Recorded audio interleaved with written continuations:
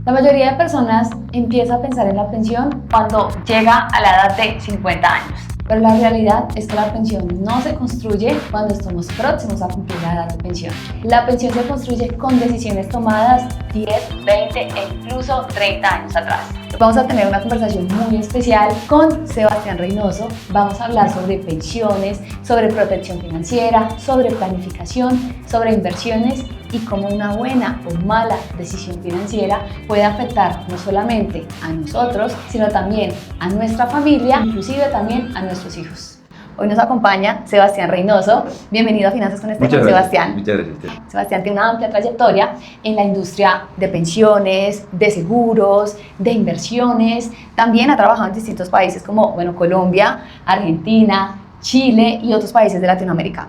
Cuéntanos, Sebastián, has visto la industria desde distintos ángulos. Correcto. Desde liderar equipos de alto rendimiento en distintos países, como también desde tu familia. Nos comentabas que tu familia tiene un broker hace cerca de 100 años. Sí, muchísimo, desde 1934. Sí, y he visto, como bien decís, Steph, he visto la industria desde diferentes ángulos, desde diferentes actividades y funciones. Yo empecé como vendedor, después lideré equipos, después estuve en la dirección comercial de alguna compañía de seguros y afortunadamente tengo la experiencia también de haber gestionado, revisado y analizado el mercado de Latinoamérica. No solo en Colombia, donde estuve 3 años como vicepresidente de agencias del negocio individual, sino una función anterior coordinando y supervisando todos los países de Latinoamérica. Eres argentino, ¿cierto? Soy argentino. Soy demasiado obvio para ser argentino. Sí. Hay que contarle a la Obviamente. gente. Genial. Creemos en Colombia, Sebastián, que la pensión es lo siguiente: trabajar, cotizar, esperar a cumplir la edad y recibir una mesada pensional. Pero los que entendemos el sistema, o cuando ya nos aproximamos a esa edad de pensión, nos damos cuenta que no es así, que la mesada apenas va a ser una parte del plan y que nos habría tocado o nos va a tocar ahorrar, invertir, educarnos financieramente para poder tener tranquilidad y, muy importante, estabilidad familiar. ¿Cómo es en Argentina? Es similar, te diría un poco más grave, porque yo creo que todos los sistemas de pensión del mundo, pero particularmente hablando de Latinoamérica, están en crisis y no desde ahora, desde hace muchos años. Y yo creo que la población, el futuro jubilado en general, tiene que tomar registro de eso, porque no cabe duda que por diferentes motivos, diferentes variables, razones, la jubilación futura, que dependa exclusivamente de lo que aporta uno como trabajador, cada vez va a ser peor. Y no hay una solución desde ese lugar, desde ese foco, que particularmente yo vea ni en el corto, ni en el mediano, ni en el largo plazo. Creo que la única solución a eso es complementar la jubilación o la pensión, sea en Colombia, sea en Argentina o sea en cualquier lugar de Latinoamérica, con un plan privado. Esto es un acuerdo entre privados, llámese seguro de retiro, plan de inversión, plan de pensiones, pero que cada uno, lamentablemente, ¿no?, se haga responsable de eso, tome registro y actúe en consecuencia. Hablemos de eso, Sebastián, y comencemos desde el principio, dirían por ahí. 1994, 24 años, Sí. Entras a la industria de las AFJP. Bueno, Sí. En Colombia conocemos administradores de fondos de pensiones. ¿Qué es la AFJP en Argentina? Era similar. La AFJP es administradora de fondos de jubilaciones y pensiones. Ok. Cuando digo ya no es, porque ya no existe más. A partir del 2008 el gobierno de turno decidió cerrarlas por diferentes razones. Ok, ya nos cuentas un poquito de eso. Sí, las AFJP eran un sistema de pensiones privados con un modelo que yo creo que fue replicado desde Chile en muchos países, entiendo que Colombia también. Colombia también, sí. ¿No? O sea, el modelo original parte desde Chile, y en el año 94, como vos bien decís, desembarcaron en la Argentina, y en el 2008, de vuelta, el gobierno de turno decidió cerrarlo, que yo creo, habría que chequearlo bien, es el único modelo de AFP o AFJP en el mundo que fue cerrado. Y la consecuencia de eso fue terrible, porque no hicieron otra cosa que tomar los fondos privados individuales que teníamos cada uno de los que aportábamos y decidíamos la jubilación privada. El gobierno de turno los tomó y los gastó con otros objetivos que no tenían que ver con la jubilación. Por eso en la Argentina el sistema de jubilación, que es puramente estatal, está en quiebre. Y Esto aplica, como bien decíamos recién, a toda Latinoamérica, pero particularmente en Argentina el futuro de los pensionados y jubilados es mucho más dramático. O sea, podríamos decir que los sistemas de pensiones son realmente nuevos, no solamente en Colombia, sino en Latinoamérica. En Colombia tenemos el sistema de Ley 100 del 93, en donde nacieron efectivamente las AFP, replicado, como tú bien lo dices, de Chile. Surgen con una necesidad de que las personas voluntariamente elijan qué quieren: el régimen público de reparto, ¿cierto? O régimen privado de ahorro individual. Reparto que ya hoy podríamos decir que ese reparto en teoría no funciona, ¿cierto? Porque pues surgen los sistemas de reparto, un sistema piramidal, entiendas el sistema de reparto, que lo que entra sale para repartir. Es decir, no hay un ahorro, el aporte que tú haces así conforme entra sale para pagarle a los actuales pensionados. Actuales cotizantes aportan y eso que aportan se reparte a los actuales pensionados. Eso funciona en el escenario en donde haya más población activa sosteniendo la base de la pirámide y menos población, ¿cierto?, pensionada en la punta de la pirámide.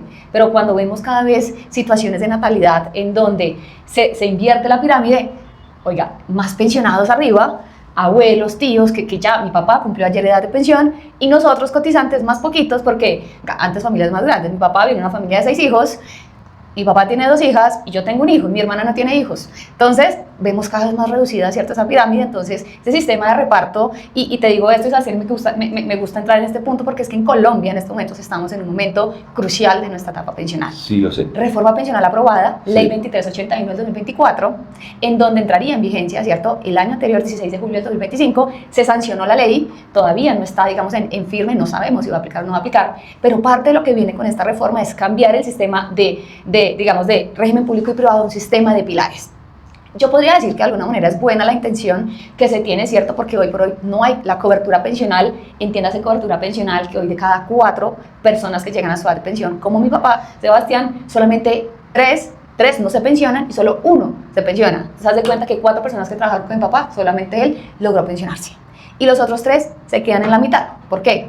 Trabajaron, no trabajaron, salieron del país, se olvidaron del sistema de pensiones, informalidad mucha que tenemos en Colombia, cerca del 55% de la población colombiana es informal, Sebastián, y por ende, pues no cotizamos al sistema. Entonces, tiene intención buena, ¿cierto?, de ampliar la cobertura, es decir, que cada vez tengamos más personas pensionadas. Ahora bien, se va a acabar el sistema, ¿cierto?, en términos de que ya no van a ser administradores de fondos privados, sino administradoras de componente de ahorro individual. Pero todo va a ser administrado por Colpensiones. Entonces absolutamente todos los cotizantes, Sebastián, pasaremos a Colpensiones. ¿Qué tan grave es eso? ¿Qué tanto debemos ocuparnos en esa medida? Lo describiste perfecto. Es lamentable, es doloroso, es dramático, pero es un cóctel explosivo. Los activos financian a los pasivos. Los pasivos, los pensionados, los futuros pensionados, cada vez viven más. Y los activos cada vez son menos, que es lo que vos decías de la natalidad. Sumale a eso las malas administraciones. No hablemos de ningún país en particular, pero las malas administraciones de esos recursos que ingresan para financiar la jubilación, y ahí el panorama es dramático. Esto que vos decías, ¿no? 3 no se van a jubilar o no van a percibir nada. También sumale la informalidad que está vigente en todos nuestros países, ¿no? La economía en negro y la gente que no aporta. Y ahí hay 2 noticias. Una mala, que es esta. Y la buena es que hoy cualquiera puede tener, a través de un asesoramiento, como el de Steffi, por ejemplo, o como el de muchos asesores financieros, la posibilidad de acceder a un plan privado. Y esa es la buena noticia. Claramente, lo que uno tiene que hacer es tomar la decisión de comenzarlo, porque el problema con la jubilación de los jóvenes o de los adultos es que uno siempre lo posterga y lo ve para arriba, muy para adelante, ¿viste? Y la realidad es que esta situación que vos acabás de describir en forma perfecta no va a quedar ni siquiera neutral. El único camino es que vaya empeorando. Entonces, sabiendo eso, teniendo certezas de esa realidad futura, uno tiene que tomar una decisión hoy, empezar hoy, con lo que sea, sabiendo que el régimen estatal no le va a dar la solución ni la tranquilidad a una pensión o una jubilación. Pasa algo en Colombia, Sebastián, es que también mucho desconocimiento, ¿cierto?, de los sistemas pensionales. Que cuando hablamos de plan privados, pero que son administrados por los fondos de pensiones, por ejemplo, los seguros pensionales que son administrados por los fondos de pensiones, o los ahorros voluntarios en pensiones que también son administrados por los fondos de pensiones, hay allí muchos mitos como que es el fondo de pensiones, así diga privado, así diga voluntario, siento que está ahí, que el gobierno puede entrar. ¿Cómo le damos tranquilidad a las personas, Sebastián? Y tú desde tu experiencia de 30 años y casi 90 años de tu familia, ¿Un plan privado realmente es privado? O sea, ¿tengo tranquilidad de construir un ahorro para mi jubilación en este tipo de vehículos? Yo voy a dar una respuesta rápida y simple porque es la que creo y la que he creído siempre. Aplica también a mi historia familiar, como vos bien decís. Yo creo que el camino es, primero, interesarse, segundo, tomar acción, ¿no? Y a partir de ahí, sentarse con un asesor financiero y elegir bien el asesor financiero. El asesor financiero no es ni más ni menos que esa persona que te va a decir y te va a responder o te va a dar las respuestas a esta inquietud que vos decís. Saber diferenciar qué es mejor, cuándo y cómo. Por eso es un profesional, ¿no? Y un profesional hace eso, en función de tus necesidades, necesidades y posibilidades, te asesora en función de eso. Ese es el camino que yo tomaría. Es importante desde tu perspectiva, Sebastián, tener un asesor financiero. Hay muchas personas que dicen, no, yo soy muy juicioso con mis finanzas, yo hago mi presupuesto, yo invierto solito, yo compro acciones, ese tema de pensión y planes de retiro no es lo mío porque yo estoy haciendo mis inversiones solito. ¿Vale la pena tener un asesor financiero y por qué? Yo primero no tengo duda de que vale la pena en la mayoría de los casos. Hay un porcentaje muy chiquito de gente que sabe y se dedica en forma constante y regular. Tiene tiempo para hacer las Exactamente. actividades. Porque hay mucha gente que sabe, pero no tiene el tiempo de dedicarse. Y la mayoría de la gente no sabemos, ¿no?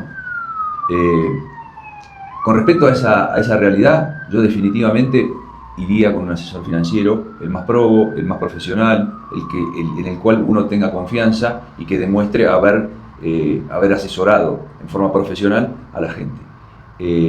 Yo entiendo que del tema financiero mucha gente cree que sabe y no sabe, ¿no? Y eso es un peligro, pero fundamentalmente el asesor financiero, al dedicarse el 100% de su tiempo a eso, lo que hace es que en forma constante y regular esté pendiente de eso, como cualquier profesional. Entonces, para mí la respuesta es, aún sabiendo yo contrataría un asesor, de hecho yo lo tengo, un asesor financiero, y si no sé, con más razón lo contrataría.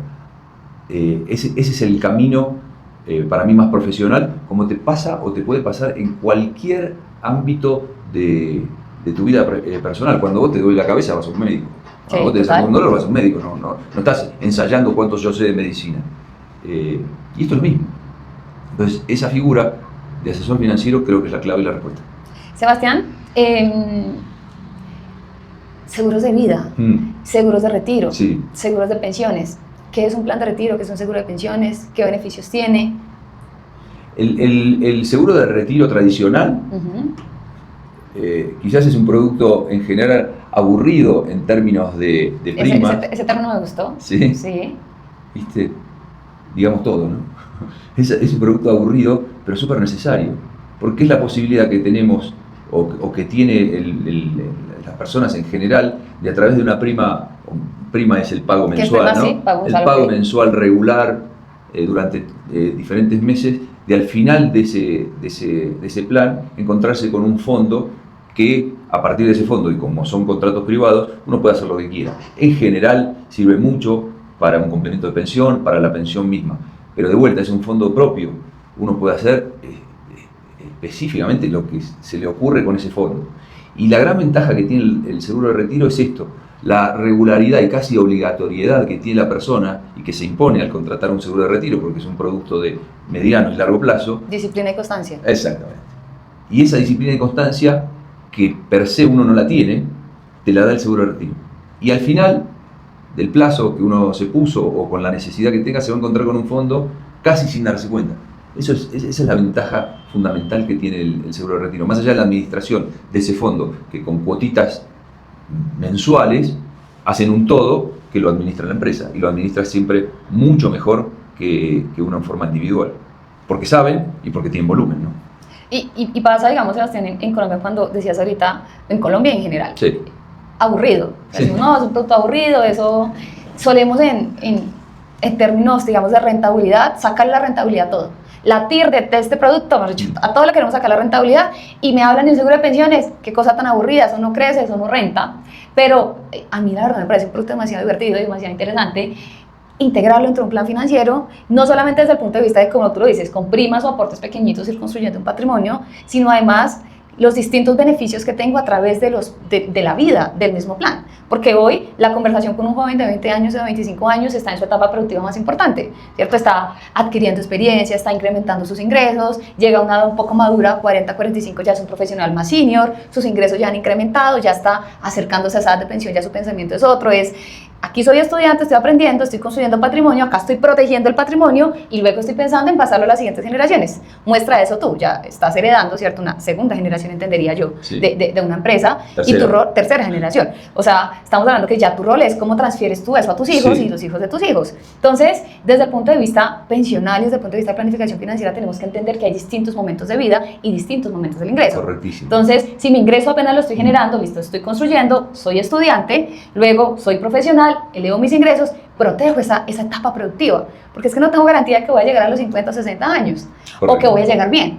Entonces, qué chévere que dentro de mi plan financiero yo pueda integrar, ¿cierto?, una solución que me permita cuidar mi flujo de caja a través de primas, ¿cierto?, cuidar mi futuro, ir construyendo un ingreso, cuidar el riesgo, ¿cierto?, que eventualmente pase algo, pues que este plan, ¿cierto?, me cubra en ese escenario, y además incentivos tributarios en Colombia y en el mundo, ¿cierto? Porque en Colombia pues tenemos el artículo 126 del Estatuto Tributario, que lo hemos hablado varias veces acá en la comunidad, en Argentina, en Estados Unidos, ¿cierto? También estos planes tienen incentivos tributarios en torno a que si yo me gano esto, pero yo aporto esto a mi plan de retiro, pues tributaré sobre la diferencia.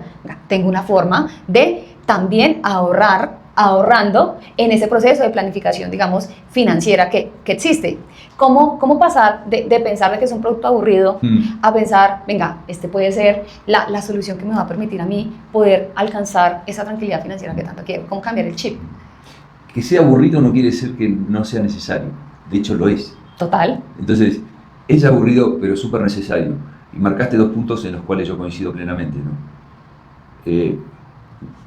Uno entiende el asesoramiento a partir de las diferentes necesidades que tiene el cliente y las diferentes etapas, esto que vos nombrabas, ¿no? Entonces, a partir de esa información, lo que hace el asesor es entender la etapa, las posibilidades y los objetivos que tiene la persona y diseñar planes de inversión, de retiro, de vida, un asesoramiento integral. Lo que sí creo firmemente, y lo he escuchado muchas veces, es que un plan de inversión no compite con un plan de retiro. En general se complementan. Entonces no es la decisión de, me gusta la finca raíz, pero no quiero el seguro de retiro.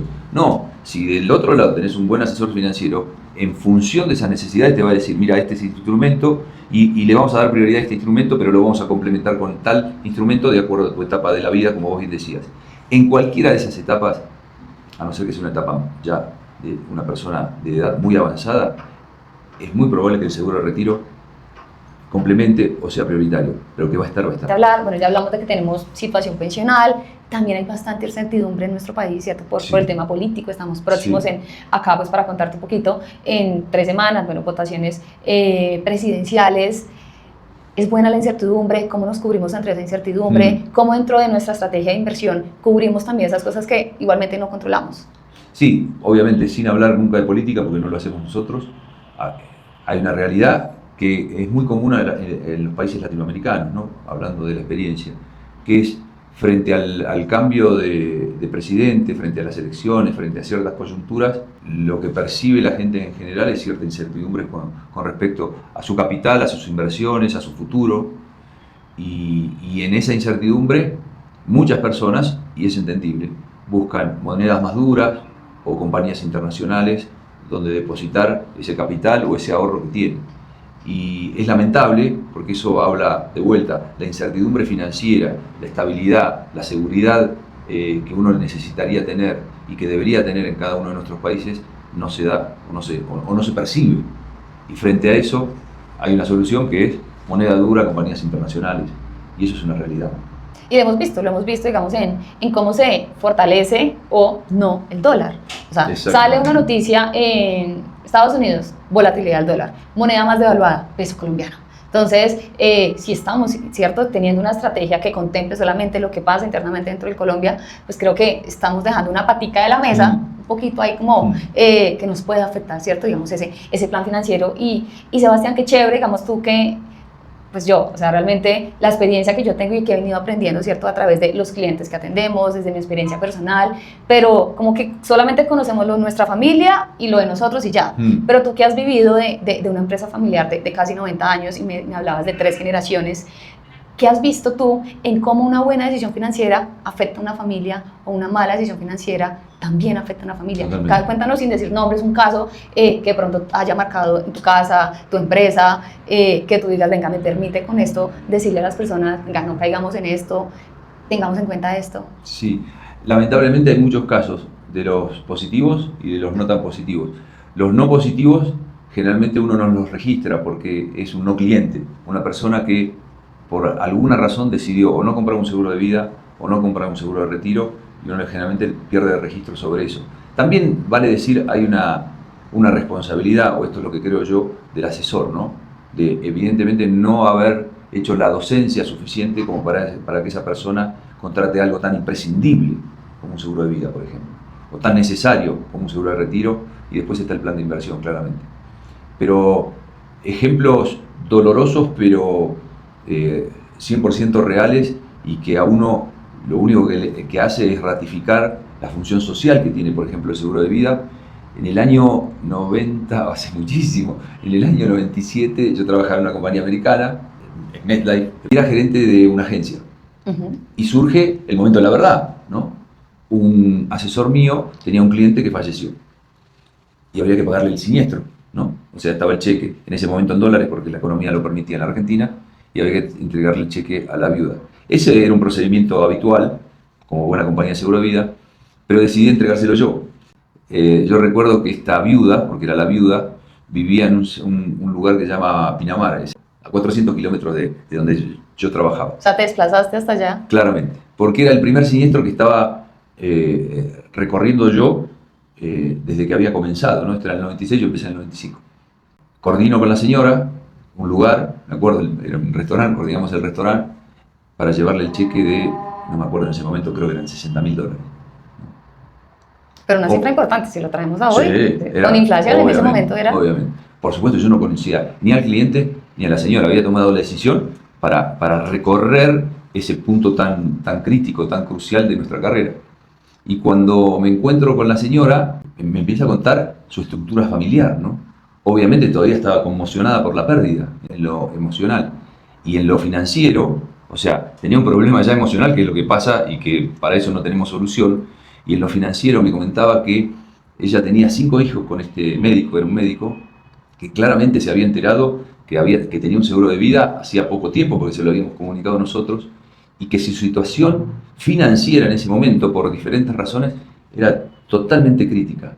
Y que este dinero la iba a ayudar muchísimo. Es emocionante vivir esos momentos, ¿no? Son dolorosos de vuelta porque hay que entender la situación en la que está pasando la persona. En este caso había perdido a su marido. Pero en algún punto ese alivio financiero no sumó a toda esa vorágine de situaciones negativas que estaba pasando.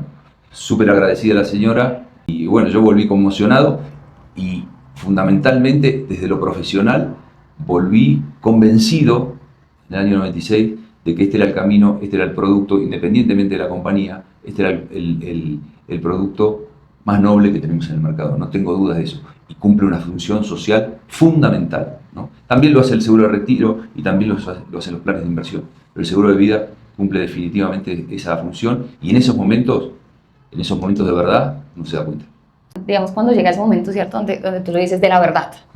De ir a decirle, mira, en lugar de que tengas una preocupación más, te doy un alivio más. O sea, no es lo mismo, y sonará un poco crudo, una viuda sin recursos, 5 niños, bueno, tengo un cheque que me va a permitir por lo menos solventar ciertas situaciones, pagar obligaciones financieras, poder continuar, porque viene una vida después de... Y por eso hablamos ahorita de la importancia de la estructura familiar y un plan familiar. Claro. Nosotros, y los vamos a dejar acá en los comentarios, Sebastián, me animaste a hacerlo, yo diseñé una carpeta, la llamo la carpeta rosada, delegado, en donde yo a mis clientes donde hacemos planeación financiera les digo, mira, usted acá tiene que reposar usted qué productos financieros tiene, en qué fondo de pensión está, Colpensión es un régimen público, qué cuentas de retiro tiene, qué cuentas de inversión tiene, qué cuentas de banco, quién es su asesor de seguros, quién es su contador, quién es su abogado. En caso de que pase esto, llame a esta persona, contáctese con esto, quién va a ser el salvaguarda de sus hijos. ¿Ya tuvo usted esa conversación incómoda ya definieron que va a ser su hermana o su hermano? ¿O su cuñado? ¿Está de acuerdo esta persona en hacerse cargo de su hijo en caso dado de que algo pase? ¿O simplemente esperar a ver qué pase y que los que queden soluciones? Y yo siento que esa conversación hay que tenerse en vida, Sebastián. Definitivamente. Hay que tenerse en vida, hay que sentarnos en el comedor de la casa. Ayer teníamos la oportunidad, y cómo se generó este espacio, decías que en Argentina la cena es ese momento familiar, en Colombia es el almuerzo, pero todo se da como en el comedor de la casa. Entonces, que en ese comedor de la casa nos sentemos todos los miembros de la familia y cada año tengamos esa conversación incómoda y ese plan. ¿Y qué pasa si muero mañana? ¿O qué pasa si por ejemplo, me pasa algo y quedo conectado? Venga, ¿cuánto tiempo me vas a tener a mí ahí? Definitivamente. O sea, son temas que hacen parte del plan. Son temas, como vos decís, incómodos, pero necesarios. Y uno tiene que tomar acción sobre eso. Y hacerlo como una rutina, como yo creo fervientemente en esto que vos decís, ¿no? Tomar registro de eso es incómodo, es molesto, son temas que uno no quiere tocar, pero van a suceder. Ojalá que sucedan muchísimos años adelante. Y que cambie el esquema de protección en ese momento. Definitivamente. Pero yo te diría que si uno ama a su familia, que es lo que pasa en general, eso es un acto de amor, un acto incómodo, que uno no quiere plantear, que seguramente los familiares te dicen, no hablemos de eso porque tal o cual toco cosa. Madera, decimos en Colombia, toco madera, traigo las cosas malas. No lo compongo que es eso. Hay que hacerlo porque uno, en mi caso como cabeza de familia, pero cualquiera que sea parte de la familia y que tenga ya registro y conciencia, tiene que saber, tiene que planificar, tiene que tener registro de lo que puede pasar y qué sucede si pasa eso. Y eso se hace, como vos decís, en el caso de los colombianos, seguramente en el almuerzo, en el caso de los argentinos, seguramente en la cena.